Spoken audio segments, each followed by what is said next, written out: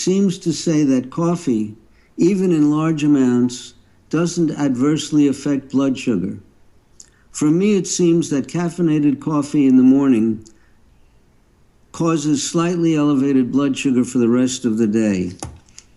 Well, I believe it because I've treated many patients, many who drink a little bit of coffee, some who drink a lot of coffee, and what I see is that for some people, if there's no added sugar or cream or milk, they have no effect upon their blood sugar, and others have a substantial effect on their blood sugar.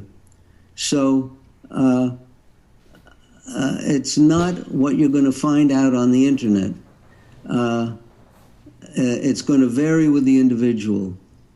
I remember when I was in medical school, I was taught about glucagon by Ora Rosen, who subsequently discovered the chemical structure of the insulin receptor. And she told us that the alpha cells in the pancreas that make glucagon are stimulated by caffeine. And if you drink caffeine or eat caffeine, you're going to stimulate glucagon production and raise your blood sugar. And I believed that until I started experimenting on myself, and I found that the coffee didn't seem to have any effect. But when I went out in practice, I found that for many patients it had significant effect. And I don't know how to predict which patients are going to respond to the coffee with high blood sugars and which are not. But I believe what this lady says in her question. Next question. My new doctor says my diabetes is too controlled with an A1C of 6%.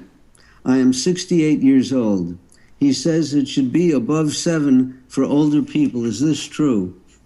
Well, actually, as I recall, and I could be wrong, the ADA, American Diabetes Association, recommends over 8% for older people. The reason they give is that these people are not going to live very long anyway. They may not die of complications of diabetes. They're probably near death anyway. So why deprive them of the sweet foods and things that could make life enjoyable? Just let them go down the tubes. That's, in effect, the attitude that seems to appear in the guidelines. But if you speak to some of the people that were originally involved in these high carbohydrate guidelines many years ago, as I did before I became a physician, they're worried about hypoglycemia. And I've stated this experience over and over. I'm told, hey, I'm a doctor, I specialize in diabetes, I treat several thousand diabetic patients. If they all die of congestive heart failure or go blind or have their legs amputated, those are natural consequences of the disease. So I'm not responsible if high blood sugars kill them slowly. But if one patient dies of hypoglycemia, I get sued.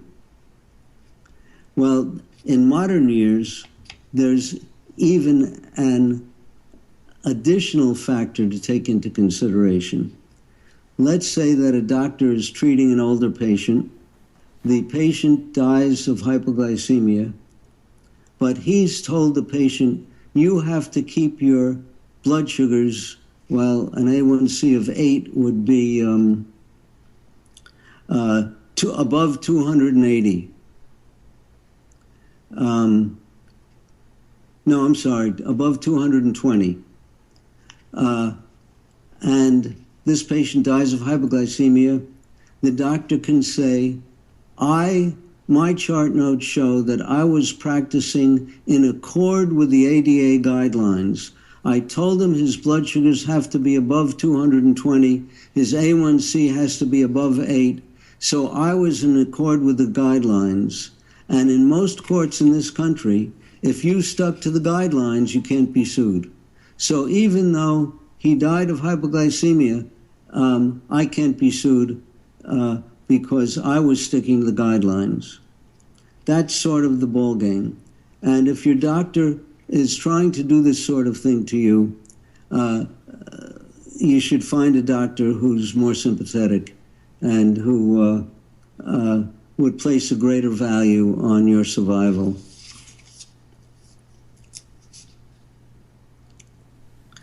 Do you see a connection between increased cortisol production in the body and elevated glucose levels in type 2 insulin-resistant diabetes?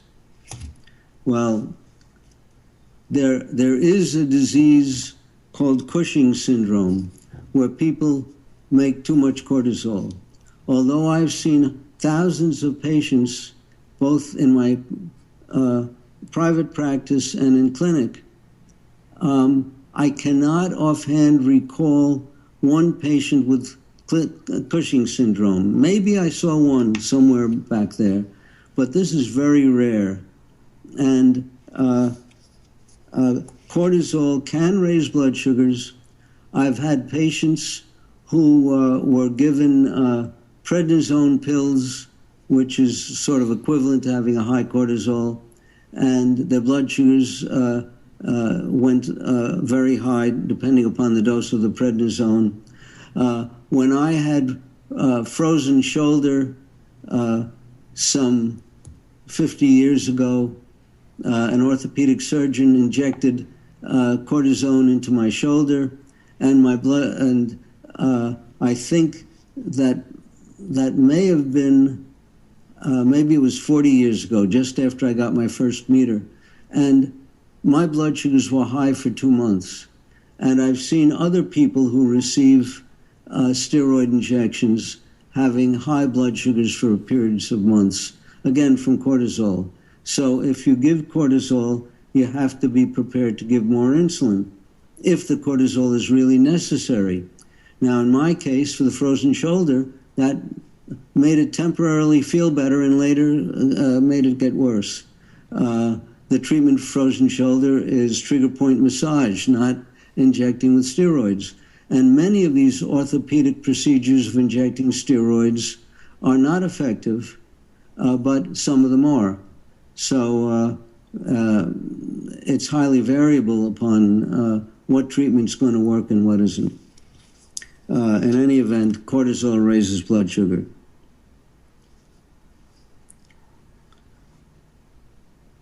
What is the upper limit of fat intake in diet? In last 3 weeks, I have swelling in my feet. Can this be caused by high fat? I'm 74 years old. Diet includes 50 grams of carbohydrate per meal. So first of all, I'd suggest that you read my book and start improving your blood sugars, because 50 grams of carb are going to send your blood sugars sky high, and there's no medication that can control them in a predictable fashion. But the swelling of the feet is not due to 3 weeks of fat. It could be due to chronic venous insufficiency, but for that to affect both feet simultaneously out of the blue would be very strange. Possibly if you had been on a 20-hour or 12-hour airplane ride for in that period of time, remote possibility, but I would doubt it. What else can cause swelling of the feet? Certain medications can. So if you were taking one of the thiazolidine-dione drugs, you could cause swelling in the feet. If you have CVID, you could cause, and you have an immune deficiency, not enough immunoglobulins, that would mean that your total serum protein is diminished. And indeed, 3 weeks after your last infusion, when your blood levels of immunoglobulins are low, your feet could swell up. And then after the next infusion, when your serum proteins are restored, your swelling might go down, but then 3 weeks later, it could go up again. But you didn't mention whether or not you have CVID and are getting infusions. So it's hard to tell what would cause this. There's a condition called myxedema when thyroid is very low, but myxedema comes on slowly. It doesn't all of a sudden appear, and hypothyroidism doesn't appear all of a sudden unless you've had thyroid surgery or radiation or certain drugs, etc. Yeah, there is a drug called amiodarone that perhaps can have an effect, a more rapid effect. So it's hard for me to tell. Pancreatitis can cause serum protein loss and swelling, but you'd have other symptoms. You'd have gastrointestinal symptoms. So you have an interesting problem. I wish I could figure it out. I gave you a few ideas, but you probably should see a very wise physician, because there are so many possibilities that you may have to consult several specialists before you find the one who figures out what the problem is.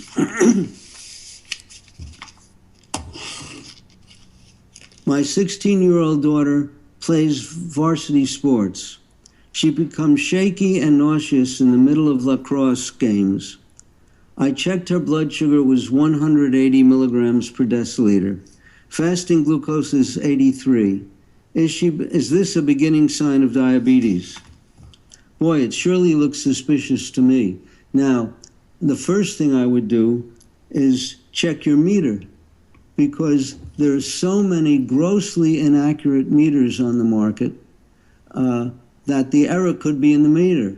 But if she's consistently going up during the lacrosse games, this is most suspicious. First of all, I'd say get the most accurate meter you could find. Right now, the 2 meters that look good are the Abbott Freestyle, actually 3 meters. Freestyle Freedom, Freestyle Freedom Light, and we've had some success now around the normal range with the Contour Next. I wouldn't use any other meters. We've seen meters that give you 2 successive readings from the same finger stick that are 100 milligrams per deciliter apart. So there are a lot of worthless meters out there. Now, so if she's really going up, chances are she is diabetic. You could check her hemoglobin A1C as a cross-check. If this is a 16-year-old person and her A1C is over 5%, there's a good chance that she already has some sort of impairment of glucose tolerance. And of course, if she's over 6%, you can be sure she's diabetic. That's about all I can tell you. I'm 42 years old, diagnosed type 1 at age 26. I use an insulin pump. I also have palindromic rheumatism. Palindromic means that it comes and goes, comes, disappears, and reappears at random. I know that both conditions are autoimmune diseases. Is there any way I can reverse these conditions or lower my chances of getting another autoimmune disease? I really don't know. Most autoimmune diseases seem to involve some degree of inflammation and usually are associated with a number of inflammatory markers that can be measured in the blood. Trouble is, you can't predict which ones a given person is going to have. I recently had some experience. By recently, I mean within the past 4 days, that might or might not be pertinent. My daughter has a 15-year-old dog who has osteoarthritis. And a few years ago, the veterinarian prescribed a pill that cost something like $128 a month. So I said to my daughter, let's try some fish oil first. It's a lot cheaper. So she tried some fish oil and it worked. And for a few years, it was doing fine, but the dog did not like the fish oil. And my daughter went about a year ago to a health food store and said, what can I use instead of the fish oil? And they gave her a product. The product was a very potent dose of curcumin, the spice. And the brand name is Cura, C-U-R-A, Med, M-E-D. Cura Med. It's called Superior Absorption Curcumin. And whammo, this stuff stopped each arthritis attack. And the dog comes up to her and nudges her when she wants a pill. And this has been going on for a year. So my sidekick, Samantha, has rheumatoid arthritis and can be extremely painful. And her hands swell up so much that she can't get her rings off. So when we heard the story about my daughter's dog, we immediately got some Curamed for Samantha. And she tried it at the start of an attack, and the pain went away, the swelling went down, the rings came right off. And she's now been doing that every time she gets an attack for the past 4 or 5 days. And it's miraculous. My wife tore a ligament in her ankle and is in chronic pain that waxes and wanes during the day, gets worse at night, probably because your cortisol levels are lower at night, and cortisone is anti-inflammatory. So I gave her some of this stuff at night, and it stopped her pain. But then it came back a number of hours later. So maybe by trying to chronically fight inflammation, something like this could be of value, but I don't know. It could be that if you use something like this chronically, other systems can be impaired.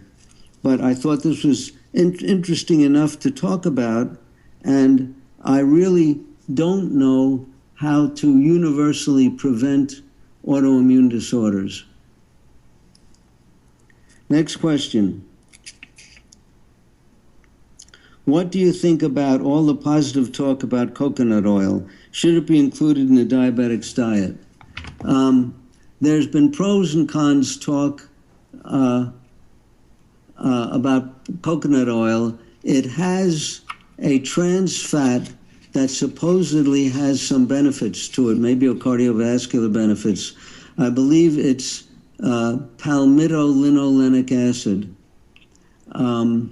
On the one hand. On the other hand, there have been comments in various journal articles criticizing coconut oil. I saw a recent criticism of coconut oil in Consumer Reports.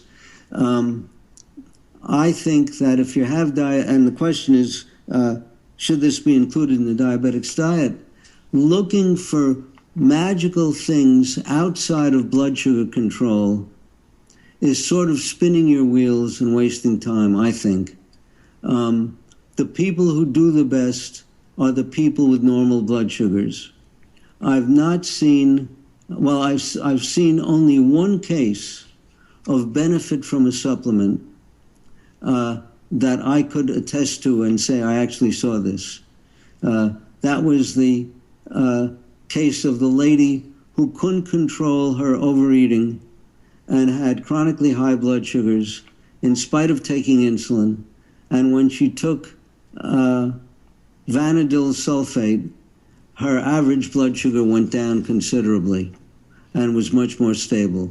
But there are potential hazards of vanadyl sulfate that are great enough that I will not prescribe it to my patients. So there really are no magical things for the diabetes itself. There are treatments for complications that sometimes work, but not nearly as good as normalizing blood sugars. And we've seen tremendous improvements in the neuropathies merely by normalizing blood sugar.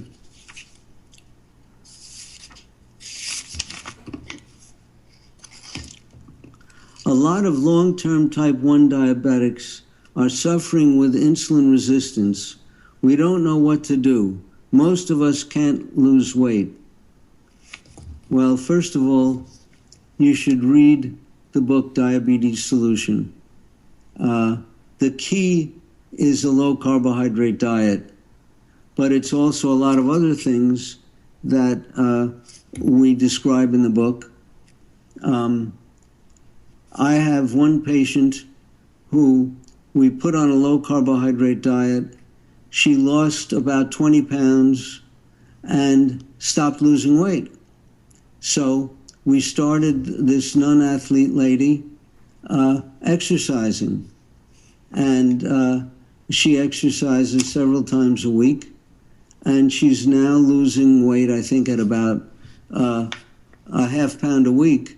And she's between 5 and 10 pounds above her ideal body weight. So she's lost a large percentage of her weight and is getting close to her ideal body weight. And the exercise was the added key to further weight loss after she leveled off from the low carbohydrate diet. So exercise and low carbohydrate diets are of great value. But lowering insulin resistance also helps, because if you lower insulin resistance, you either make or inject less insulin, and insulin is a fat-building hormone. So in the book, we talk about using metformin and possibly other agents to help reduce insulin resistance.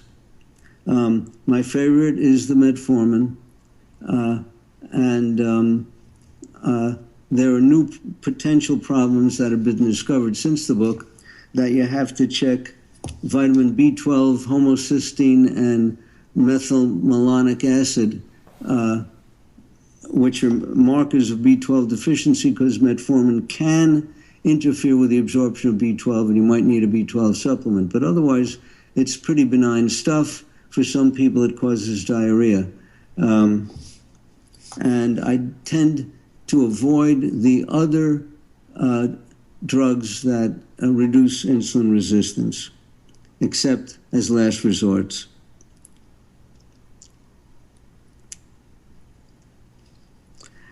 Here, another question.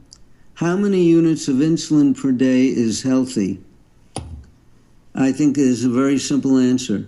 The number of units that it takes to normalize your blood sugar. And whether you're making it or injecting it, whatever that turns out to be, that's what's healthy. Now, I should have qualified what I just said. I should have said the number of units that it takes to normalize your blood sugar on a low carbohydrate diet, similar to the primitive diets that our ancestors had, where they couldn't get much in the way of carbohydrate and where they couldn't get any simple sugars to speak of. So if you're on a low carb diet, the amount of insulin you're going to need to keep your blood sugars normal is what's healthy.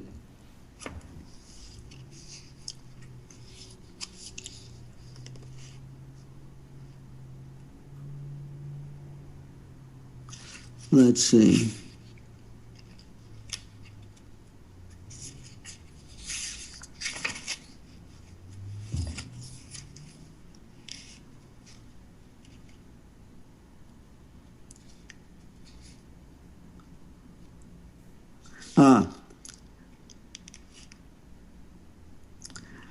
I've had type 1 diabetes for 27 years. I follow your protocols. My A1C is now 4.6. So this just reiterates what I keep saying. It can be done. Read the book. A routine eye exam showed moderate non-proliferative retinopathy, macular edema, and suspicious area of neovascularization. What is the possibility these conditions will be reversed if I maintain A1Cs around 4.6? How long might it take? Okay, my guess is that this person has only recently come upon my book and recently lowered his A1C. Because if he had 4.6 for 27 years, he would not have any of these problems. Now, his question reminds me of a patient who was a very cooperative person, and she was considered uncontrollable when I started treating her. And she had macular edema. Her retinologist wanted to do laser treatments, and I knew that laser treatments could be very dangerous if used to treat macular edema, at least in those days. They've learned how to be more cautious, how to use smaller doses, how to use different frequencies more recently, but in those days, you're asking for trouble if you use lasers for macular edema. And I asked the retinologist, I spoke to him on the phone, I said, give me 6 months. And we got her A1C under 5, and 6 months later, she saw the retinologist, and he was so excited he had to call me, and he was in another state. He said, I've never seen this, I didn't know it was possible. Her macular edema is gone. And that took 6 months. Now, how long does it take for proliferative retinopathy to go away? I think it depends in part on how long you've had it, how severe it is. If you look at these little vessels in proliferative retinopathy, there could be a spot of a cluster of tiny vessels, or it could encompass your whole eye and be a massive entangled mess. So it's highly variable.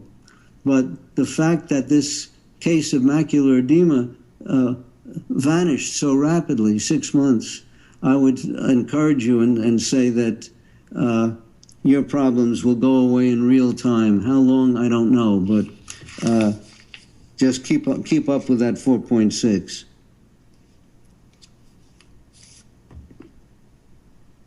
Okay, I think we finished our hour.